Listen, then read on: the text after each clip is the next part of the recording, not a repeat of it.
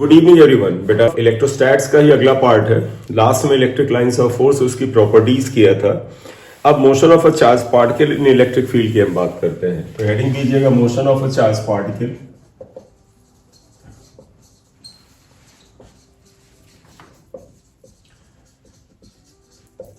इन electric field.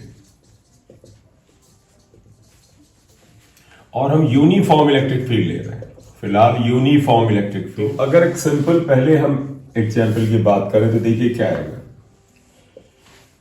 Uniform electric field E है। अगर इसमें एक चार्ज पार्टिकल जो है प्लस क्यू, ये अगर रखा होगा तो आपको पता है इस पर इलेक्ट्रिक फील्ड के पैरेलल फोर्स लगता है। तो ये चार्ज पार्टिकल प्लस क्यू है, इलेक्ट्रिक फील्ड के पैरेलल एक फोर्स लगने लगेगा F equal to Q E.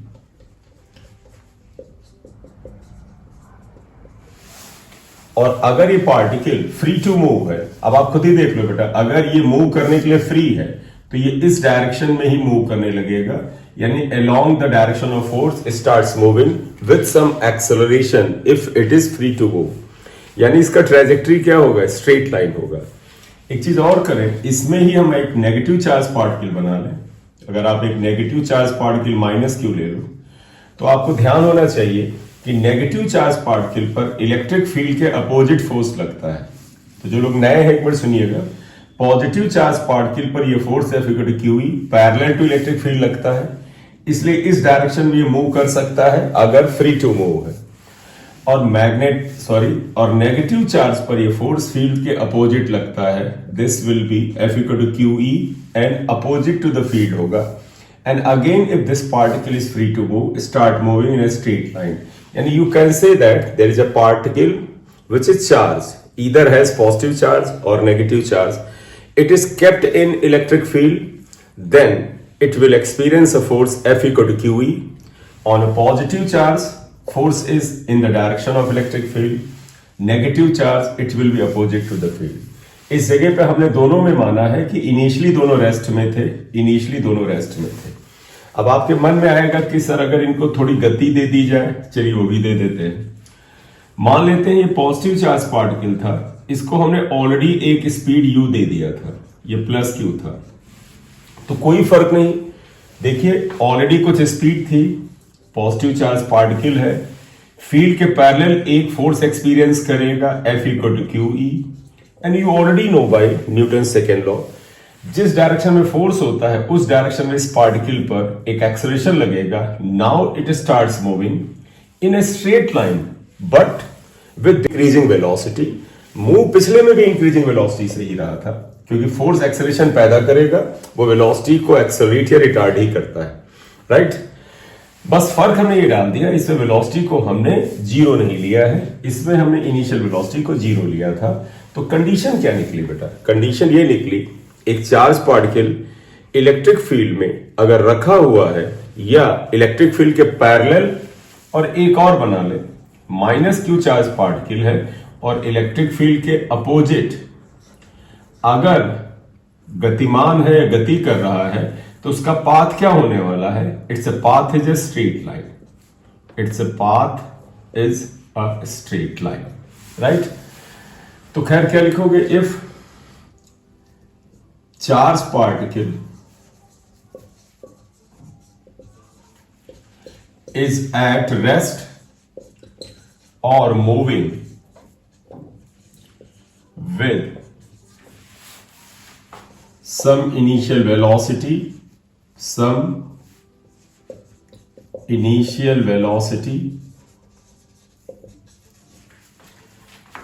parallel or anti-parallel to electric field, anti-parallel to the electric field, then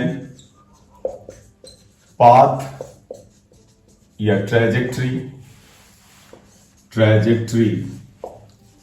is a straight line बेटा, ये straight line होगा। path और trajectory is a straight line। तो आप ध्यान रखिए कि it's a path will be straight line, right. Question आपके मन में होगा सर पैरेलल या एंटी पैरेलल, पैरेलल का मतलब थीटा 0, एंटी पैरेलल का मतलब 180, अगर ये ना हो, अगर 90 डिग्री पे हो, वो अगला केस लेंगे। ठीक है, पहले आप ये ले लीजिए। अगर ये पार्टिकल बड़े मैसिव हैं, बड़े भारी हैं और ये फोर्स उनको मूव नहीं करा सकता तो नहीं मूव करेगा, वो रेस्ट में बने रहेंगे। लेकिन इसीलिए मैंने बोला था स्टेटमेंट में, if they are capable to move या फ्री टू मूव, यानी वो मूव कर सके, ऐसा उनको फ्रीडम मिला हुआ है, तभी स्ट्रेट लाइन होगा। ठीक है, if a particle enters in an electric field perpendicular, उसके परपेंडिकुलर एंटर करना चाहिए, तब क्या होगा उसकी बात करते हैं। ये इंपॉर्टेंट पार्ट है। हालांकि आप ध्यान रख लें, अगर सिंपल वन लाइन का क्वेश्चन आए या वन होता ना इंफॉर्मेशन बेस्ड क्वेश्चन आए या किसी क्वेश्चंस के ऑप्शन में मदद करे कि परपेंडिकुलर टू इलेक्ट्रिक फील्ड अगर पार्टिकल एंटर करता है उसका पाथ पैराबोला होता है, राइट। तो वही अभी हम करने जा रहे हैं। नेक्स्ट अगला हम केस लेना चाहते हैं, second case. If charge particle enters perpendicular to the electric field।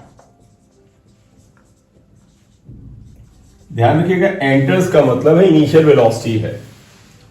आप ऐसा करिएगा, इलेक्ट्रिक फील्ड के लिए आप यहां पर कुछ कैपेसिटर प्लेट बना लीजिए, क्योंकि तो पता है इलेक्ट्रिक फील्ड क्या होता है, पॉजिटिव से नेगेटिव होता है। ये हमने बना लिया कि भाई साहब ये एक इलेक्ट्रिक फील्ड के लिए हमने यहां पर हिस्सा लिया है। चार्ज पार्टिकल को प्लस लेने जा रहे हैं, तो यहां मान लेते हैं बेटा ये वाली प्लेट जो है ये माइनस है, माइनस,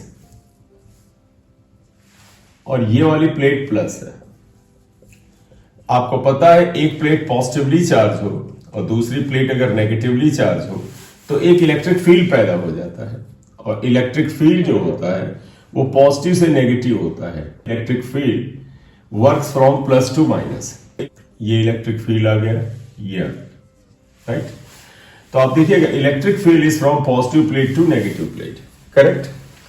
अब आप देखिएगा इसमें हम ऐसा मान लेते हैं कि इलेक्ट्रिक फील्ड मान लीजिए यहीं तक। बेटा इलेक्ट्रिक फील्ड जितने स्पेस में फैला हुआ है यहां से यहां तक, इसकी कुछ हॉरिजॉन्टल डिस्टेंस मान लेते हैं कि इसकी चौड़ाई x के बराबर है।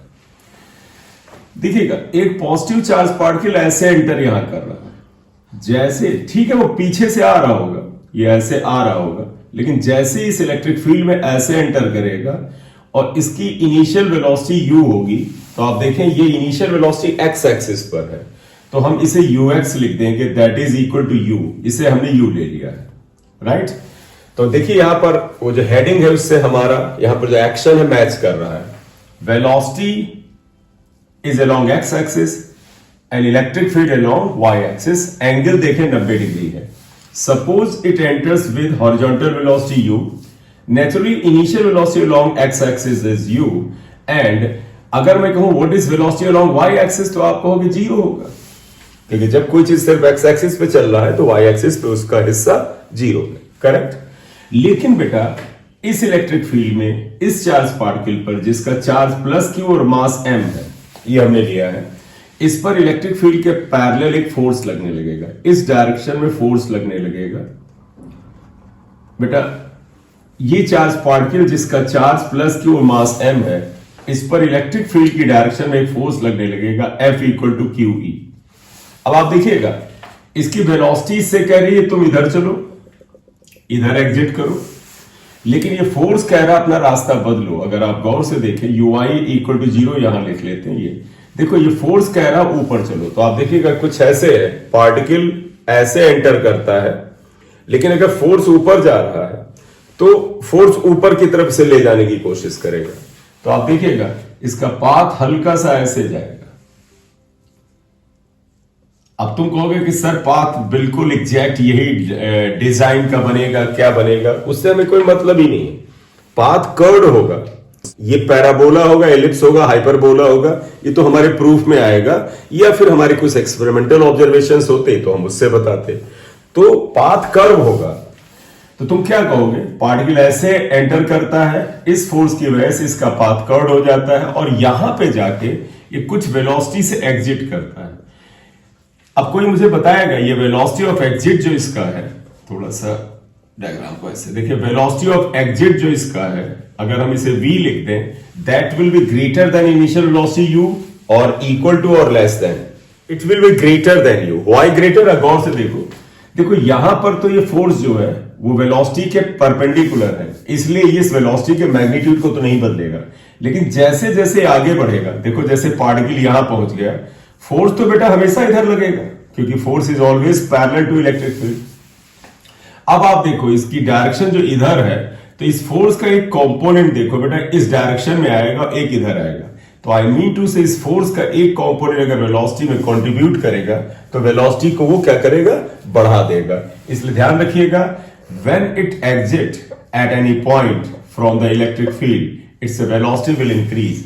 तो यहां पर v is greater than u होगा, ठीक है? यस। चले अब एक चीज देखिएगा, देखो बेटा अगर ये पार्टिकल यहां से चला था, ये इस पॉइंट को मैं a ले लेता हूं, अगर ये इलेक्ट्रिक फील्ड ना होता तो ये पार्टिकल यहां पर एग्जिट करता पॉइंट बी पर। देखो इलेक्ट्रिक फील्ड ना होता तो पार्टिकल सीधा जाता और इस इलेक्ट्रिक फील्ड जिसकी थिकनेस x के बराबर यहां पर एग्जिट करता। लेकिन इस इलेक्ट्रिक फील्ड ने फोर्स अप्लाई करके इसको यहां पहुंचा दिया। अगर मैं इस पॉइंट को C से लिख देता हूं तो बेटा समझेगा, जाना यहां से था, निकलना यहां से चाहिए था, इसको पहुंच यहां गया, तो इसे लेटरल शिफ्ट या लेटरल डिस्प्लेसमेंट कहते हैं। इसमें न्यूमेरिकल भी होते हैं कि लेटरल डिस्प्लेसमेंट बताइए, तुम कहोगे कितनी देर में? सपोज A से C तक एग्जिट करने में से टाइम t लगा, तो हमें लेटरल डिस्प्लेसमेंट y पता करना है, कुछ एक आध चीजें और पता करेंगे, यही हमारा कार्य है यहां पर, ठीक है? तो आप पहले तो यहां मैंने तुम्हें पूरा मैकेनिज्म समझा दिया, अब समझिएगा। Suppose charge particle plus qm enters with initial velocity u in an electric field E perpendicular to it, correct? अब आप देखिएगा मैं क्या बता रहा हूं। सपोज वो A से C तक जाने में टाइम t लेता है, let it takes time t from A to C। तो आप बताइएगा अगर यहां से यहां तक टाइम t लेता है तो गौर से देखो, पार्टिकल जब A से C पे एग्जिट करता है तो x एक्सिस पे x दूरी तय करता है इतनी, और y एक्सिस पे इतनी दूरी तय करता है। तो बिल्कुल बेटा जो हम लोग पैराबोला करते थे, या आप वो आइएगा बिल्कुल बेटा वैसे जैसे हम प्रोजेक्टाइल मोशन करते थे, बिल्कुल वैसे जाएंगे, करेक्ट? तो प्रोजेक्टाइल मोशन के अकॉर्डिंग अगर हम जाएंगे तो तुम्हें याद होगा x एक्सिस पर हम डिस्प्लेसमेंट निकालते थे, y एक्सिस पे निकालते थे y, और फिर t को वैनिश कर देते थे। यही करने जा रहा हूं। तो देखिएगा फॉर x, बेटा ये x निकाल रहा हूं, x is displaced along x axis, और गौर से देखो इस पूरे के पूरे सेटअप में कहीं पर भी x एक्सिस पे कोई फोर्स नहीं लग रहा, ये फोर्स y एक्सिस पे। तो तुम कहोगे सर जब x एक्सिस पे फोर्स नहीं है तो एक्सेलरेशन नहीं है, तो x का सिंपल सा फॉर्मूला बन जाएगा displacement equal to velocity along x axis into time. x is equal to velocity along x axis क्या है? ux इनटू t, इसलिए x इक्वल टू को लिख दोगे, देयरफॉर बेटा x इक्वल टू हो जाएगा ut, इक्वेशन 1 लिख दीजिएगा। यहां से हालांकि हमें t निकालना पड़ेगा, यहां से हम t फाइंड आउट कर लेते हैं।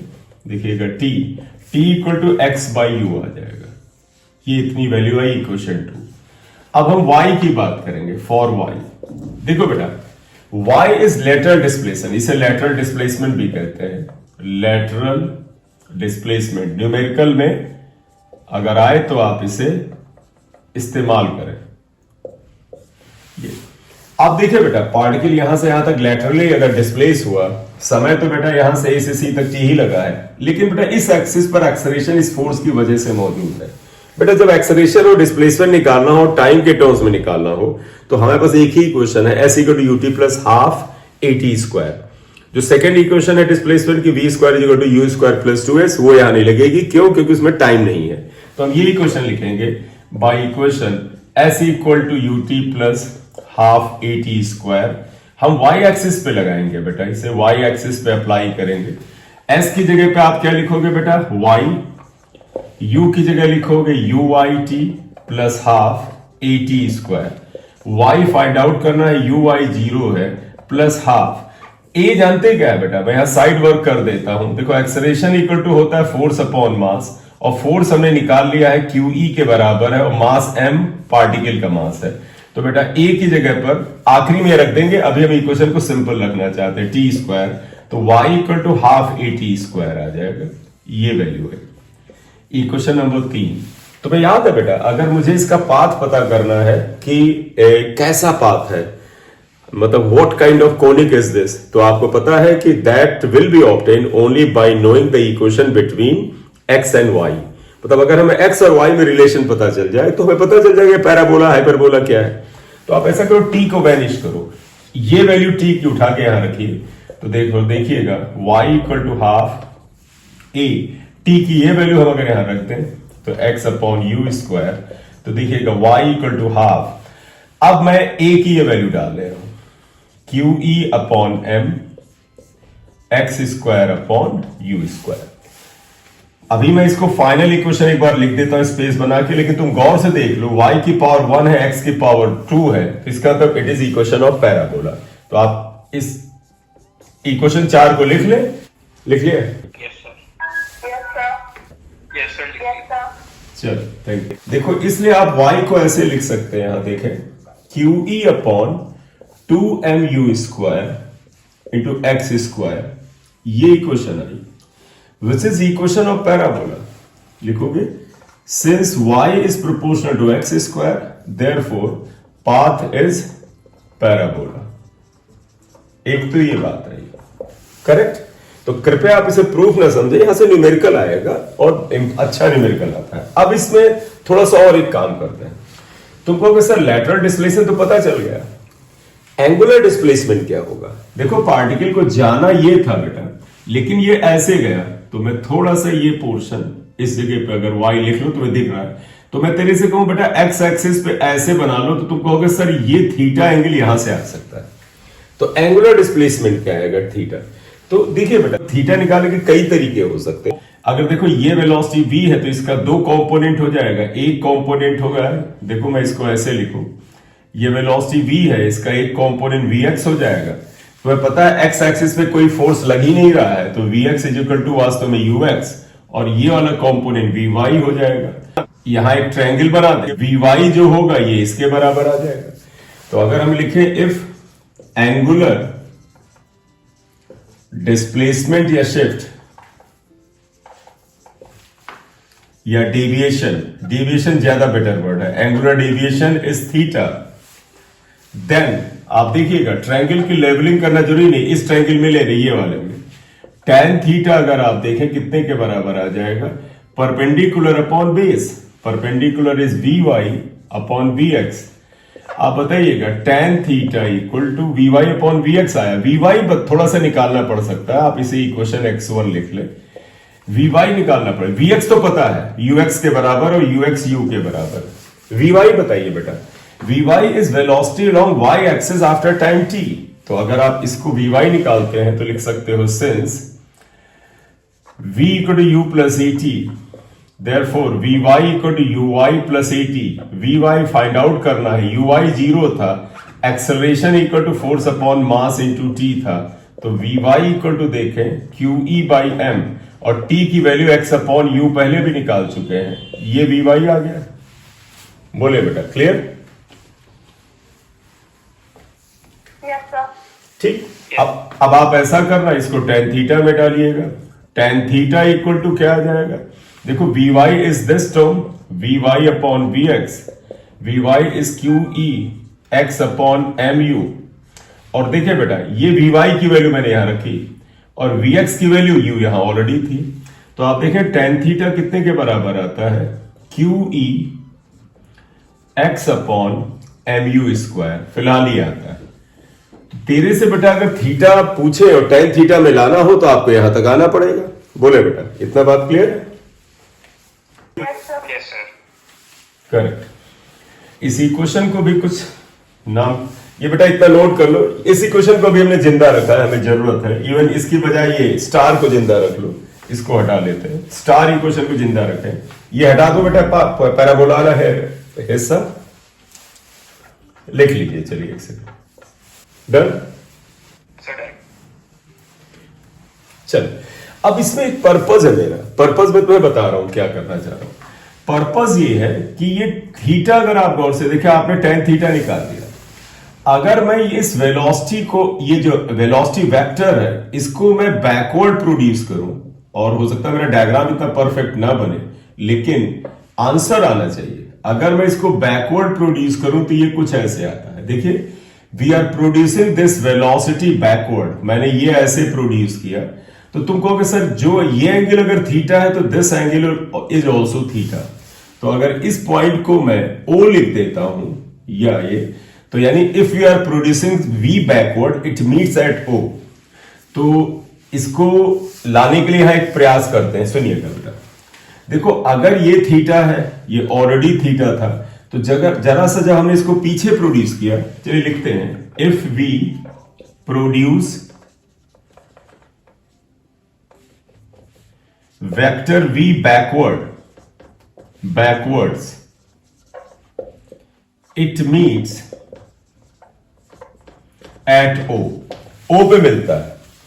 तो अब आप देखिएगा हम लाना क्या चाहते हैं, जरा समझिएगा। ये जो tan थीटा वाला फार्मूला आया है, जिसे आप चाहें तो x2 से लिख लें, इसको जरा इससे रिलेट करिए। देखो, QE x स्क्वायर है, यहां QE x है, तो हम यहां x स्क्वायर करेंगे, तो देखो हम इसको ऐसे कर सकते हैं, tan theta is equal to QE x square कर दिया, इससे मिलान कर रहे हैं, कैसे अभी आपको पता चल जाएगा। तुम कहोगे सर x से ऊपर आपने मल्टीप्लाई किया, तो जरा x से डिवाइड करिए। चलिए मैंने x से डिवाइड कर दिया, ये आया, मल्टीप्लाई और डिवाइड अपॉन, नीचे देखो बेटा mu स्क्वायर है, देखो यहां mu स्क्वायर है, 2b है, तो हम यहां 2mu स्क्वायर अगर लेकर आए तो यहां 2 से भी मल्टीप्लाई करेंगे। तो देखिए, 2 से हमने डिवाइड किया तो मल्टीप्लाई किया, x से मल्टीप्लाई किया तो डिवाइड किया, ये बात आई। बोले बेटा, इतनी बात क्लियर? अब देखिएगा इसका पर्पज, अब आप जरा देखिएगा, यहां पर QE x square upon 2mu square को एक साथ कर लो, और ये वाला जो टर्म है 1 अपॉन x/2 कर लो, इतना आया। अब इस वाले पोर्शन को लास्ट में इधर ले आते हैं, जरा देखिएगा ये वाला portion, tan theta is equal to, बेटा देखो ये वैल्यू अगर आप ध्यान से देखें, ये y के बराबर है, ये वैल्यू y के बराबर है। तो देखो बेटा, ये वैल्यू y के बराबर है, तो हम इसके स्थान पर y लिख सकते हैं अपॉन ये वैल्यू x/2, ये आया। अब इससे लपोलो आप क्या निकला, जरा इस पे आइएगा, जरा देखो, यानी अगर ये एंगल थीटा था, हमने इस वेलोसिटी वेक्टर को बैकवर्ड प्रोड्यूस किया, थीटा O पर आ गया। अब अगर हम इस ट्रायंगल को सिलेक्ट कर लें, ये वाला, इन ट्रायंगल OBC, देखो tan थीटा क्या होगा, परपेंडिकुलर यानी ये दूरी अपॉन बेस, ये आएगा, और बेस OB जो है वो देखो x/2 के बराबर आता है। तो देयरफॉर आप क्या लिख सकते हो, इन ट्रायंगल OCB, बेटा इसमें आते हैं OCB, देखो tan थीटा कितने के बराबर आ जाएगा, y अपॉन OB, इसे इक्वेशन x4 कर लो, y अपॉन OB आएगा। गौर से देखो, tan थीटा की जगह tan थीटा, y की जगह y है, जो OB हुआ ये x/2 आया, यानी ये वैल्यू जो है वो x/2 आया, और x/2 का मतलब हो, जो इलेक्ट्रिक फील्ड की जो विड्थ थी x, उसके जस्ट मिड में पॉइंट हो आता है। तो ये भी एक रिजल्ट याद करने वाला है, क्या, from x3 and x4 OB equal to x/2 से लबोलोवा भी निकला कि जब ये चार्ज पार्टिकल इलेक्ट्रिक फील्ड से एग्जिट करेगा, तो इसका जो वेलोसिटी वेक्टर है, it will meet at the mid point of the width of the electric field, यानी कि वेलोसिटी वेक्टर को अगर बैकवर्ड प्रोड्यूस करें, it will meet just in the middle of the width of the electric field. If we produce velocity vector